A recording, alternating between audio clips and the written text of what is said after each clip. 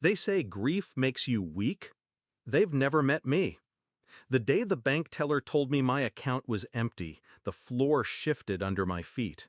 $60,000, 2 years of night shifts, gone. I stumbled outside, clutching the useless statement like it was a lifeline. Mom was leaning against Dad's car, sunglasses on, smiling. 60 grand? You weren't going to save him anyway. Dad didn't even blink. Vacations last. Kids die. I dropped to my knees on the hot pavement, not from defeat, from rage. That was the moment I decided they'd never stand in the sun again without a shadow. It wasn't always like this.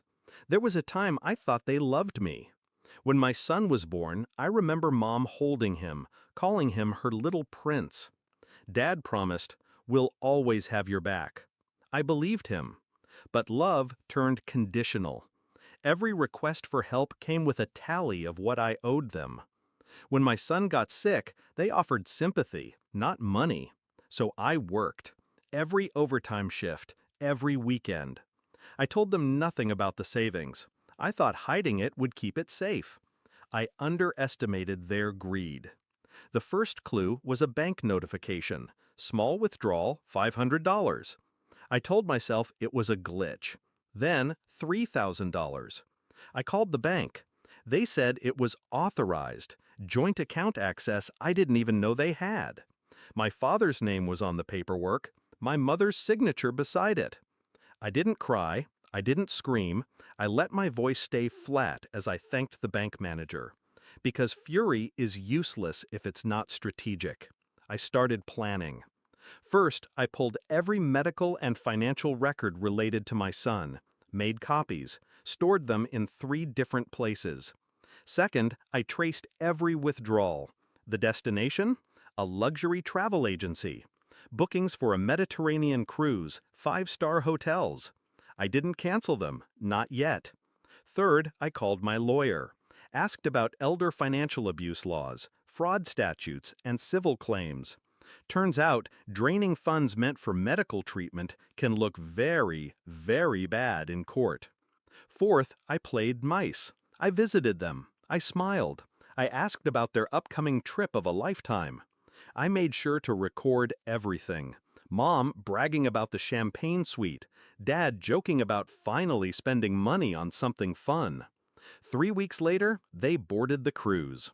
I waited until they were in the middle of the ocean, no escape, before I moved.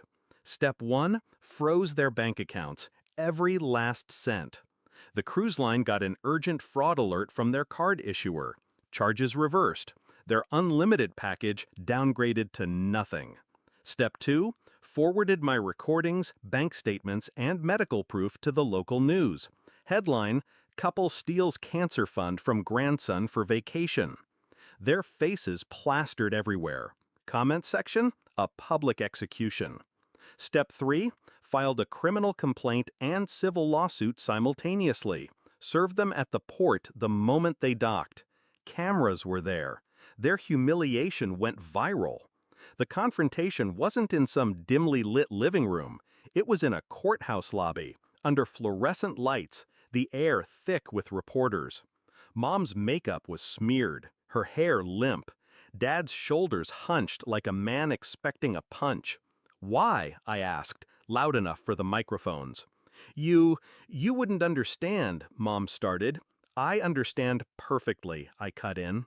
"You thought my son's life was worth less than your vacation." I handed the reporter next to me a photo of my boy in his hospital bed. They stole from him. The silence that followed was heavier than any shout. The trial was brutal. Every bank transfer, every receipt, every smug comment I'd recorded was played in court. The jury took less than 2 hours to decide. Guilty on all counts. I won the civil case, too. Every asset they owned was liquidated. The house, the car, even the boat Dad loved more than me. The proceeds went straight into a trust for my son's treatment. They left the courthouse in cheap clothes, clutching plastic grocery bags with what little they had left. I didn't follow them. I didn't need to. I knew every door they'd knock on would slam in their faces. My son's still fighting. Some days are harder than others, but he's getting the care he needs now. And every time I sit beside his hospital bed, I think about the day I fell to my knees outside that bank. They thought they'd broken me. They didn't see I was already sharpening the knife. Justice doesn't always come in the form of handcuffs. Sometimes it comes when the people who hurt you realize they'll never escape what they've done. And my parents? They'll never stand in the sun again without my shadow.